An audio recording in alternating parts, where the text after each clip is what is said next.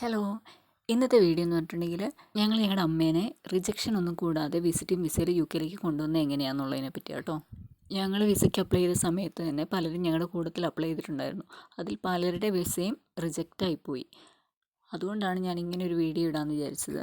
ഒരുപാട് റിജക്ഷൻസ് ഒക്കെ വരുന്നതുകൊണ്ട് തന്നെ എനിക്ക് തന്നെ ചെയ്യാൻ പേടിയായിരുന്നു. അതുകൊണ്ട് ഞങ്ങളൊരു ഏജൻസിനെയാണ് ഏൽപ്പിച്ചത്. ഏജൻസി പറഞ്ഞ ഡോക്യുമെൻറ്റ്സ് കറക്റ്റായിട്ട് അവർക്ക് കൊടുത്തുകൊണ്ട് അവർ നന്നായിട്ട് ഞങ്ങളെ സപ്പോർട്ട് ചെയ്തിരുന്നു.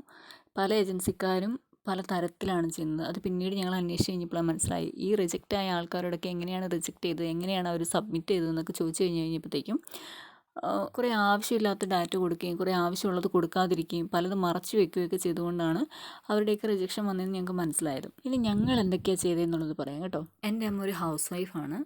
അതുകൊണ്ട് തന്നെ സാലറി സ്ലിപ്പോ റിട്ടയർമെൻറ്റിൻ്റെ പ്രൂഫോ അങ്ങനത്തെ കാര്യങ്ങളൊന്നും വെക്കാനില്ലായിരുന്നു. പിന്നെ അമ്മേനെ ഇങ്ങോട്ട് കൊണ്ടുവരാൻ വേണ്ടിയിട്ട് ഞങ്ങളൊരു 6 മാസം മുമ്പേ പ്ലാൻ ചെയ്ത് തുടങ്ങിയിരുന്നു. അതുകൊണ്ട് തന്നെ ഇവർ പറയുന്ന ആദ്യത്തെ കടമ്പയായ അക്കൗണ്ടിൽ 1.5 ലക്ഷം രൂപ കാണിക്കണം എന്നുള്ളത്, അതിനുള്ളതായിരുന്നു ഞങ്ങൾ ആദ്യം ചെയ്തത്. അമ്മയ്ക്കൊരു അക്കൗണ്ട് ഉണ്ടെന്നല്ലാതെ അതിനകത്ത് പൈസ ഡിപ്പോസിറ്റോ കാര്യങ്ങളോ ഒന്നും ഇല്ലായിരുന്നു. അപ്പം 0 ബാലൻസിൽ നിന്നാണ് ഞങ്ങൾ പൈസ ഇട്ട് തുടങ്ങിയത്. അപ്പോൾ 6 മാസം മുമ്പ് തന്നെ ഞങ്ങൾ പൈസ ഇടാൻ വേണ്ടി സ്റ്റാർട്ട് ചെയ്തു. അതന്നേരം പ്രത്യേക ഏജൻസിക്കാർ പറഞ്ഞിട്ടുണ്ടായിരുന്നു, ഒരു ട്രാൻസാക്ഷനിൽ 10,000 20,000 അതിൽ കൂടരുതെന്ന് അവർ പ്രത്യേകം പറഞ്ഞിട്ടുണ്ടായിരുന്നു. അതുപോലെ തന്നെ നമുക്ക് ബാങ്ക് സ്റ്റേറ്റ്മെൻറ്റ് വേണ്ടത് 6 മാസത്തെയാണ്. അപ്പോൾ ഈ 6 മാസത്തിന് മുന്നേ നമുക്ക് എത്ര എമൗണ്ട് ഇട്ട് വെക്കാവോ അത്ര ഇട്ട് വെച്ചിട്ട് അതിനുശേഷം 6 മാസത്തെ സ്റ്റേറ്റ്മെൻറ്റ് നമ്മൾ എടുക്കുമ്പോൾ അതിനകത്ത് അത്യാവശ്യം ട്രാൻസാക്ഷൻസ് നടന്നതായിട്ട് കാണിച്ചാൽ മതി.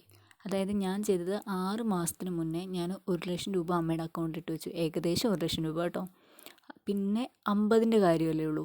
ആ 50 മാത്രമേ ഞാൻ ഈ 6 മാസത്തെ സ്റ്റേറ്റ്മെൻറ്റ് എടുക്കുമ്പോൾ ഉള്ള ഇതിനകത്ത് കാണിക്കാൻ ഞാൻ ഉദ്ദേശിച്ചിട്ടുണ്ടായിരുന്നുള്ളൂ.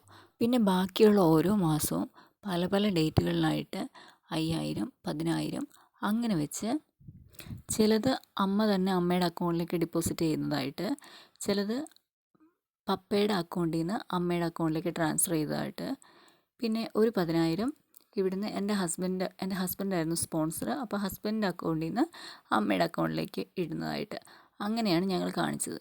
പിന്നെ 1.50 എന്ന് പറഞ്ഞാൽ കറക്റ്റ് 1.50 വേണമെന്ന് നിർബന്ധമില്ല എന്നവർ പറഞ്ഞിരുന്നു. അതുകൊണ്ട് 1.45 ഞങ്ങൾ വെച്ചിട്ടുണ്ടായിരുന്നുള്ളൂ.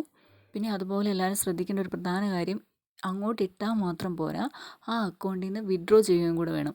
അതായത് ആ അക്കൗണ്ട് നമ്മൾ റെഗുലർ കാര്യങ്ങൾക്ക് യൂസ് ചെയ്യുന്നതാണ്.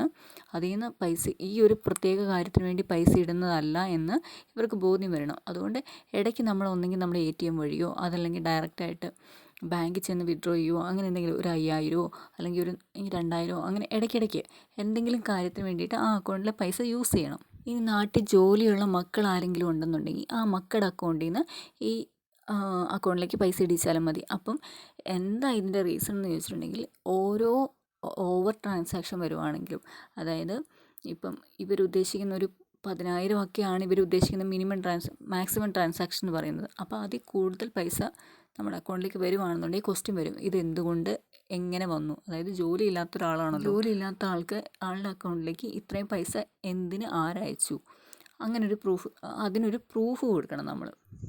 ഇനി മക്കളാണെങ്കിൽ അക്കൗണ്ടിലേക്ക് പൈസ അയക്കുന്നതെങ്കിൽ ഈ ട്രിപ്പിനെ സപ്പോർട്ട് ചെയ്യാൻ വേണ്ടിയിട്ട് അവരയക്കുന്ന പൈസ എന്ന രീതിയിൽ നമുക്കൊരു എവിഡൻസ് വെക്കാൻ പറ്റും. അങ്ങനെ കൊടുത്തു കഴിഞ്ഞിട്ടുണ്ടെങ്കിൽ ഈ പൈസയുടെ പേരിൽ വരുന്ന റിജക്ഷൻസ് ഒരുപാട് കുറയും. അതിൽ മെയിനായിട്ട് ചെയ്യാൻ പറ്റുന്നൊരു കാര്യം എന്ന് വെച്ചിട്ടുണ്ടെങ്കിൽ, ഒരു 20,000 രൂപയ്ക്ക് മേലോട്ട് നിങ്ങൾക്ക് അക്കൗണ്ടിൽ ഇടേണ്ടി വരുവാണെന്നുണ്ടെങ്കിൽ അതിൻ്റെ ഒരു പ്രൂഫ് ഉണ്ടാക്കിയാൽ മതി. അതായത് ഗോൾഡ് വിറ്റെന്നോ ഗോൾഡ് പണയം വെച്ചെന്നോ അങ്ങനെ ഒരു പ്രൂഫ് ഉണ്ടാക്കി നിങ്ങൾക്ക് അതിൻ്റെ കൂടെ സബ്മിറ്റ് ചെയ്യാൻ പറ്റുവാണെന്നുണ്ടെങ്കിൽ പ്രശ്നമൊന്നും ഉണ്ടാവത്തില്ല. എൻ്റെ അറിവിൽ പലരും ചെയ്തേക്കുന്നത് അങ്ങനെയാണ്. നമ്മുടെ നാട്ടിൽ അറിയുന്ന ജ്വല്ലറി തന്നെ ചെന്ന് ചോദിക്കുകയാണെന്നുണ്ടെങ്കിൽ അവരൊരു എന്താ പറയുക, ഒരു ബില്ലൊക്കെ ഉണ്ടാക്കിത്തരും. അപ്പോൾ അത് ഇതിൻ്റെ കൂട്ടത്തിൽ നമ്മളൊരു എവിഡൻസ് ആയിട്ട് സബ്മിറ്റ് ചെയ്യുകയാണെന്നുണ്ടെങ്കിൽ അതിന് പ്രശ്നമൊന്നുമില്ല. ഇവർക്ക് മെയിനായിട്ടും വേണ്ടത് എന്ത് ട്രാൻസാക്ഷൻ അതിനകത്ത് നടന്നിട്ടുണ്ടെങ്കിലും അതിനെല്ലാം പ്രൂഫാണ് വേണ്ടത്. പിന്നെ റിജക്ഷൻ വരാനുള്ള മെയിൻ കാര്യം എന്താണെന്ന് വെച്ചിട്ടുണ്ടെങ്കിൽ, ഇങ്ങോട്ട് വിസിറ്റിംഗ് വിസയിൽ വരുന്ന ഒരാൾ തിരിച്ചു പോകും എന്നതിന് ഇവർക്ക് തെളിവില്ല, ഇവർക്ക് വിശ്വസിക്കാൻ പറ്റുന്ന തെളിവില്ല എന്നതുകൊണ്ടാണ് ഇവർ മെയിനായിട്ടും വിസ റിജക്റ്റ് ചെയ്യാനുള്ള കാരണം. അപ്പോൾ അതിനുള്ളൊരു തെളിവുണ്ടാക്കുക എന്ന് വെച്ചിട്ടുണ്ടെങ്കിൽ, ഒന്നെങ്കിൽ ഈ വിസ അപ്ലൈ ചെയ്യുന്ന ആളുടെ പേരിലുള്ള സ്ഥലം, അതല്ലെങ്കിൽ അവർ ചേർന്നിരിക്കുന്ന എന്തെങ്കിലും ചിട്ടി, അതുപോലെ LIC, പിന്നെ അവർക്കുള്ള സ്വർണം, പിന്നെന്താ ഫിക്സഡ് ഡിപ്പോസിറ്റുകൾ, പിന്നെ അതുപോലെ തന്നെ ജോലിയുള്ള ആൾക്കാരാണെങ്കിൽ സാലറി സ്ലിപ്പ് അങ്ങനെയുള്ള സംഭവങ്ങൾ കാണിക്കും കേട്ടോ. ഞാനിവിടെ ജോലി ഇല്ലാത്തവരുടെ കാര്യമാണ് പറയുന്നത്. അപ്പോൾ എൻ്റെ കേസിൽ അമ്മയുടെ പേരിൽ കുറച്ച് സ്ഥലം ഉണ്ടായിരുന്നു. അതിൻ്റെ പ്രോപ്പർട്ടി വാല്യുവേഷനും അതിൻ്റെ കൂട്ടത്തിൽ കയ്യിലുണ്ടായിരുന്ന ഗോൾഡ് അത് ബാങ്കിൽ കൊണ്ട് തൂക്കി ഇത്ര പവനാണെന്നുള്ളതിൻ്റെ പ്രൂഫ് വക്കീലിന് കൊടുത്തു കഴിഞ്ഞപ്പോൾ അതും പ്രോപ്പർട്ടി വാല്യുവേഷനകത്ത് വക്കീൽ ആഡ് ചെയ്ത് തന്നു. അപ്പം മെയിനായിട്ടും വേണ്ടുന്ന 2 കാര്യങ്ങളാണ്. ഒന്ന് ക്ലിയർ ആയിട്ടുള്ള ഒരു ബാങ്ക് സ്റ്റേറ്റ്മെൻറ്റ്, പിന്നെ ഇതുപോലെ എന്തെങ്കിലും പ്രോപ്പർട്ടി വാല്യുവേഷൻ. പിന്നെ 6 മാസത്തെ ബാങ്ക് സ്റ്റേറ്റ്മെൻറ്റ് വേണമെന്ന് പറയുന്നുണ്ടെങ്കിലും അതത്ര നിർബന്ധമുള്ള കാര്യമല്ല കേട്ടോ. ഞാൻ 3 മാസത്തെ ബാങ്ക് സ്റ്റേറ്റ്മെൻറ്റ് മാത്രമേ വെച്ചിട്ടുണ്ടായിരുന്നുള്ളൂ. കാരണം എൻ്റെ ഇതിനകത്തും ഒരു 3 മാസം 4ാമത്തെ മാസത്തിൽ ഒരു ഓവർ ട്രാൻസാക്ഷൻ വന്നിട്ടുണ്ടായിരുന്നു. അതായത് ഒരു 20,000-ന് മേലെ ഒരു ട്രാൻസാക്ഷൻ വന്നിട്ടുണ്ടായിരുന്നു. അതെന്തോ അബദ്ധവശാൽ വന്നു പോയതാണ്. അപ്പോൾ അത് കണ്ടപ്പോൾ ഏജൻസിക്കാർ പറഞ്ഞു, ഇത് കണ്ടിട്ടുണ്ടെങ്കിൽ മിക്കവാറും റിജക്ഷൻ വരും, അതുകൊണ്ട് നമുക്കത് അവോയ്ഡ് ചെയ്തേക്കാം, അതുകൊണ്ട് 3 മാസത്തെ വെച്ചാൽ മതി എന്ന് പറഞ്ഞു. എന്നിട്ട് ഞങ്ങൾക്ക് കിട്ടി കേട്ടോ. അതായത് ഈ അക്കൗണ്ടിലിടുന്ന പൈസ എന്തിനാണെന്ന് വെച്ചിട്ടുണ്ടെങ്കിൽ നമ്മളിവിടെ UK എത്തിക്കഴിയുമ്പോൾ നമ്മുടെ ചിലവിനുള്ള പൈസ നമ്മുടെ കയ്യിലുണ്ട് എന്നുള്ളതിനുള്ള പ്രൂഫാണത്. അതുപോലെ തന്നെ സ്പോൺസറുടെ അക്കൗണ്ടിലും, അതായത് ഇവിടെ UK ആളുടെ അക്കൗണ്ടിലും 1.5 ലക്ഷമാണ് ഉണ്ടാവുന്നത്. അത് കറക്റ്റ് 1.5 ലക്ഷം ഇട്ട് വെക്കാതെ എത്രത്തോളം നമുക്ക് അതിനകത്ത് ഇട്ട് വെക്കാൻ പറ്റുമോ അത്രത്തോളം വിസയുടെ റിജക്ഷനുള്ള ചാൻസ് കുറയും. അപ്പോൾ കുറച്ച് പേർക്ക് വിസ കിട്ടിയില്ല എന്ന് ഞാൻ പറഞ്ഞില്ലായിരുന്നു. അതിലൊരാൾ പറഞ്ഞത് അവരോട് ഏജൻസിക്കാർ പറഞ്ഞു പുള്ളിക്കാരുടെ അമ്മയ്ക്ക് ജോലിയില്ലായിരുന്നു. അപ്പം ജോലി ഇല്ലാതെ കൊടുത്തു കഴിഞ്ഞിട്ടുണ്ടെങ്കിൽ എങ്ങനെയാണ് ഈ അക്കൗണ്ടിൽ ഇത്രയും പൈസ വന്നതിനുള്ള പ്രൂഫ് കാണിക്കാനില്ല, അതുകൊണ്ട് റിട്ടയർഡാന്ന് വെക്കാം എന്നാണ് അവർ പറഞ്ഞത്.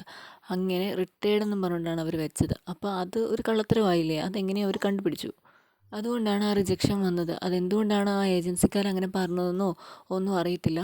അതിന് ശേഷം രണ്ടാമതൊന്നും കൂടെ അപ്ലൈ ചെയ്യാൻ വേണ്ടിയിട്ട് പല ഏജൻസിക്കാരെ സമീപിച്ചപ്പോൾ അവർ പറഞ്ഞത് ഇങ്ങനൊരു കാര്യം വെച്ചതുകൊണ്ട് ഇനി ഇപ്പോൾ അപ്ലൈ ചെയ്ത് കഴിഞ്ഞിട്ടുണ്ടെങ്കിൽ എന്തായാലും റിജക്ഷൻ ആവത്തേ ഉള്ളൂ, അതുകൊണ്ട് അതിന് നിൽക്കേണ്ട. അതുകൊണ്ട് നിങ്ങൾ അപ്ലൈ ചെയ്യുന്ന സമയത്ത് നിങ്ങൾ 1-2 ഏജൻസിക്കാരെ വിളിച്ച് അന്വേഷിക്കുക, അവർ പറയുന്ന ഡീറ്റെയിൽസൊക്കെ കേൾക്കുക, എന്നിട്ട് അതിൽ മാച്ച് ചെയ്യുന്ന ഡോക്യുമെൻറ്റ്സ് നമുക്ക് സബ്മിറ്റ് ചെയ്യാൻ പറ്റുമോ, അത് ജെന്യുവിൻ ആണോ എന്നുള്ളതും കൂടെ നോക്കുക.